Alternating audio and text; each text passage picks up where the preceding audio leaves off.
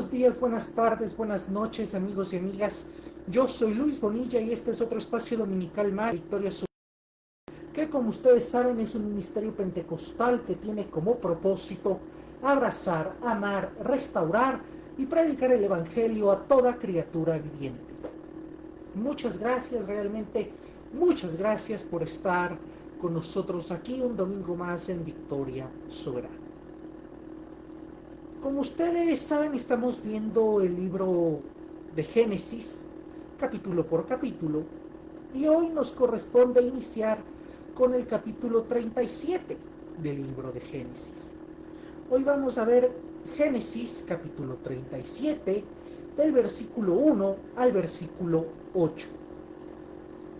Si usted, por alguna razón, se ha perdido alguno de los mensajes que hemos dado sobre el Génesis, o simplemente quiere compartir o repetir algún mensaje, vaya a nuestro canal de YouTube, Victoria Soberana, seleccione la playlist Génesis y su conexión con Jesús, y ahí va a encontrar todos los mensajes que hemos dado del Génesis hasta el momento. Antes de empezar, quiero pedirle, como lo hacemos siempre, que desde donde usted esté, sin importar el día, el lugar, la hora, la situación por la que se encuentre pasando, sin importar si está viendo esto en vivo o lo está viendo grabado, por favor, desde donde usted esté, incline su rostro en actitud de reverencia y acompáñeme en esta oración. Señor mío y Dios mío, gracias por este tiempo. Gracias por darnos la oportunidad de ser llamados tus hijos. Gracias por amarnos con tu amor único, misericordioso, con tu amor sacrificial. Ese amor que te hizo dejar de ser para que nosotros seamos. Gracias, bendito Dios, por lo bueno y por lo malo. En los momentos malos podemos aprender, en los buenos podemos gozarnos. Gracias, Señor, porque aunque no lo merecemos, podemos ser más que victoriosos si nos sometemos a ti y te seguimos. Gracias, Padre amado, porque tú tienes un propósito para nosotros. Gracias, Señor. Sabemos que muchas veces nuestros corazones están duros como roca, que nuestros ojos están vendados, que nuestra mente está amurallada y te necesitamos. Te necesitamos para caminar, te necesitamos para que toques nuestro corazón, te necesitamos para que nos quites las vendas, te necesitamos, Señor, para que nos sanes, para que nos libertes. Ayúdanos, Señor,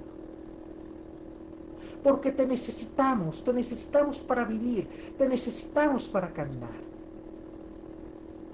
Padre amado, que ninguna persona que oiga este mensaje se quede sin conocerte, sin darte gloria, honra y honor. Y Señor, te pido que pongas en mi boca tus palabras, que ninguna palabra que salga de mi boca sea palabra de hombre, que todo sea palabra tuya, y que esta palabra tuya sea útil para restaurar, sea útil para edificar, sea útil para construir. Te lo pido, bendito Dios, en el nombre poderoso, en el nombre único y eterno de Cristo Jesús. Nombre santo y maravilloso, que es sobre todo nombre. Amén y amén.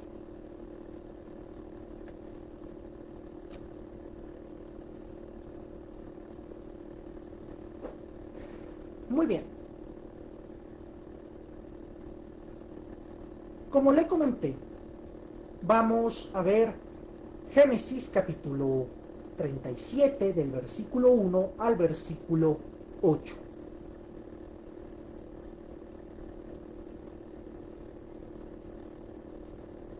Tristemente, en la actualidad, muchas iglesias se manejan como negocios familiares.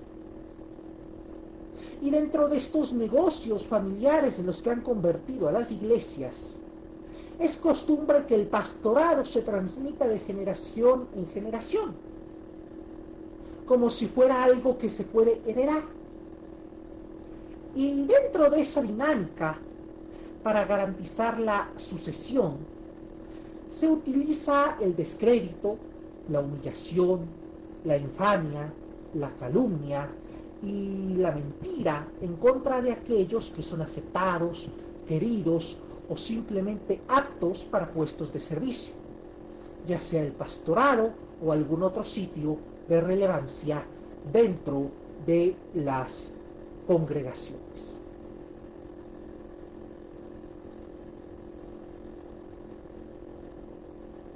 Muchos creen que humillando, hablando mal o simplemente odiando a otros van a anular el propósito y el llamado que Dios tiene para esas personas.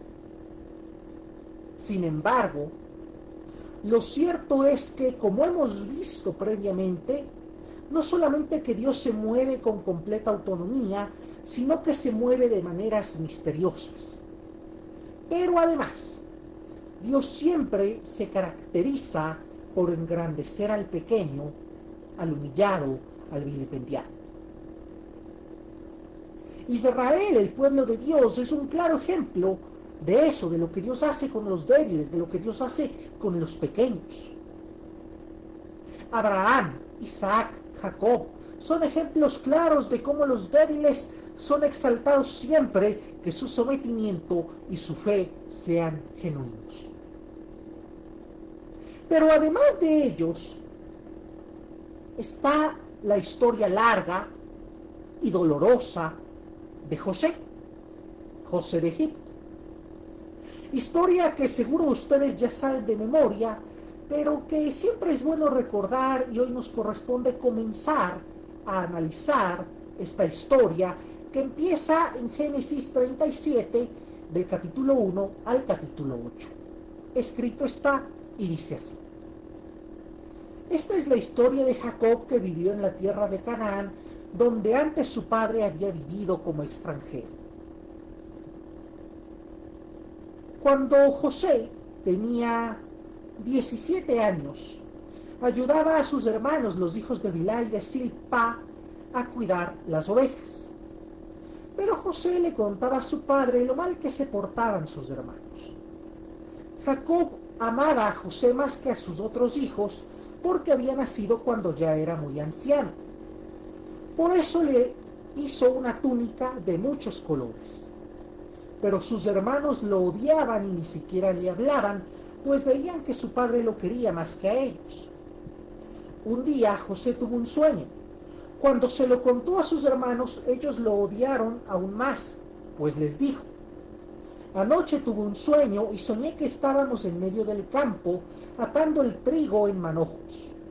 De repente mi manojo se levantó y se quedó bien derecho mientras los de ustedes lo rodeaban y se inclinaban ante él. Sus hermanos protestaron: ¿ahora resulta que vas a ser nuestro rey y nuestro jefe? Y por causa del sueño y por lo que decía, creció en ellos el odio que le tenían.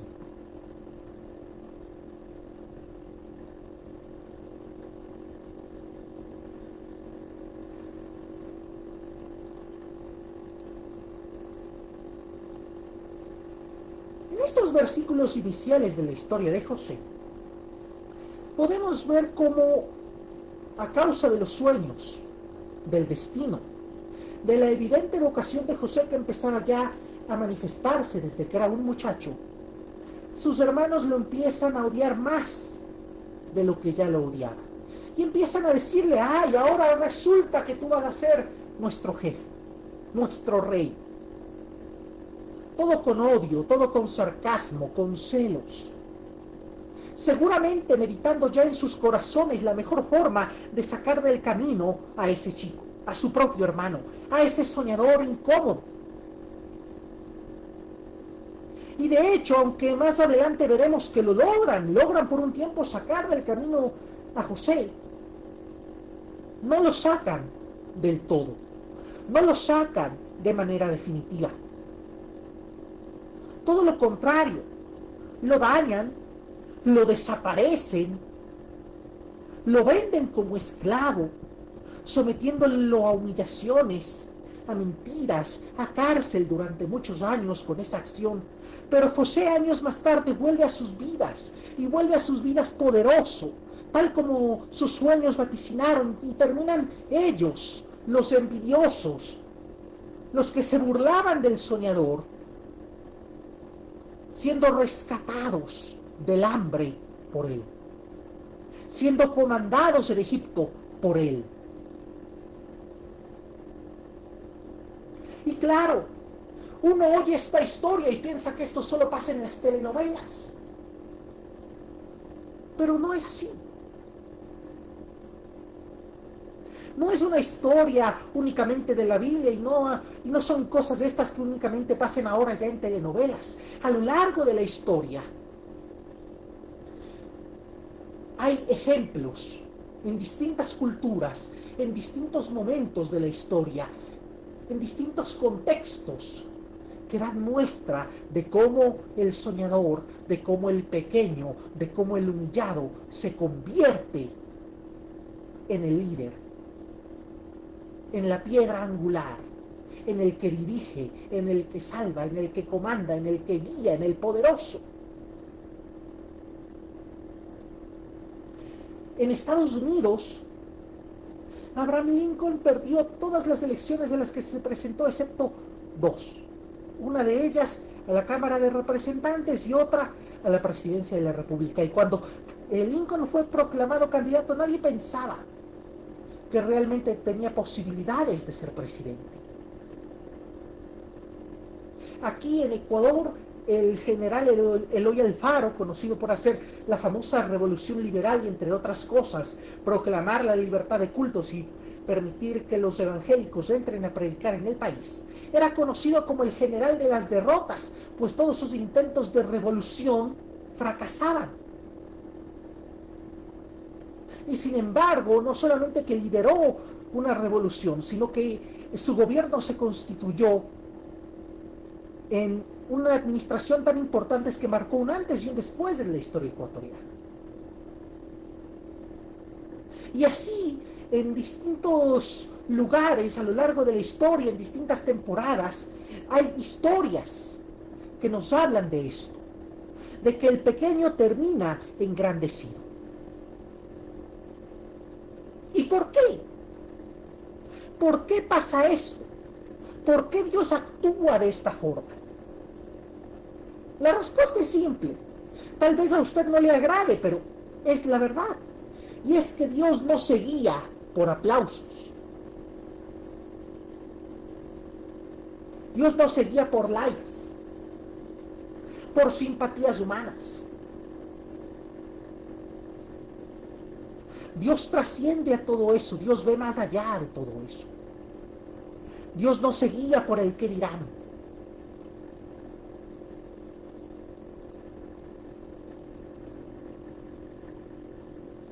Mi amigo, mi amiga,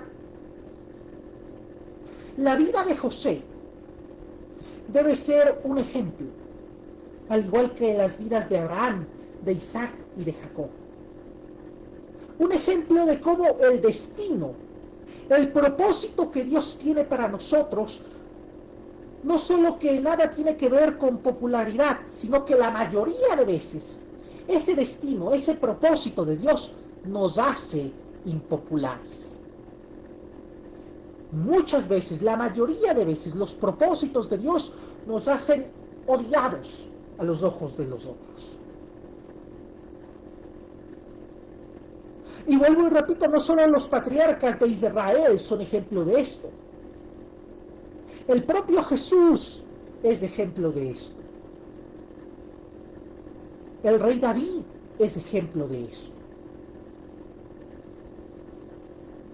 Así que mi amigo, mi amiga, no deje que los aplausos, no deje que la popularidad, que los criterios de las personas sean su brújula. Porque esto es común. Y dentro del cristianismo pasa más de lo que debería. Que dejamos que nuestra brújula sean los aplausos, la aceptación, las falsas sonrisas. No deje que esa sea su brújula.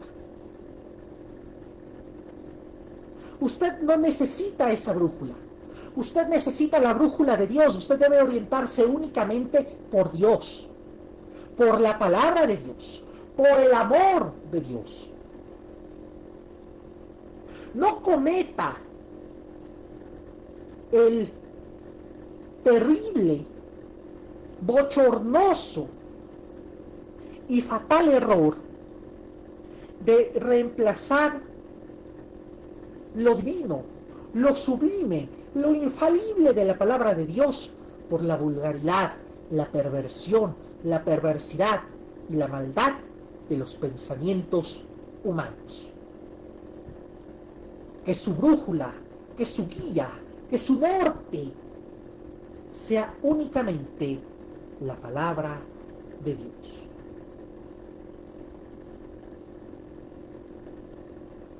Por favor, acompáñenme en esta oración final. Señor, gracias por este tiempo, gracias por hablar a nuestros corazones, gracias, Padre, por escucharnos, gracias, Señor, por la semana que terminó y por esta nueva semana que inicia. La ponemos en tus manos, Señor. Gracias, Padre, por escuchar los anhelos de nuestro corazón. Enseñarnos, concedernos muchos de sus anhelos, con otros enseñarnos lecciones. Gracias, Padre. Ponemos todo en nuestras manos, nuestra vida académica, ministerial, personal, profesional, sentimental, todo está en tus manos. Que se haga tu voluntad y no la nuestra. Y que con cada cosa que hagamos podamos darte gloria y honra y podamos servirte de manera eficiente y sincera, bendito Dios. Padre amado, perdónanos si nos alejamos de ti muchas veces. Si muchas veces nos dejamos convencer y le damos prioridades a otras cosas y no a ti. Perdónanos, Señor. Corrige nuestro corazón, moldéanos como Padre amoroso, pero también como Padre severo, Señor. Te lo pedimos, Padre. Te pedimos que acompañes al afligido, que des de comer al hambriento, que des de beber al sediento, que sanes al enfermo y levantes al caído. Te lo pedimos, Señor, en el nombre poderoso de Cristo Jesús, nombre único y eterno que es sobre todo nombre. Amén y amén.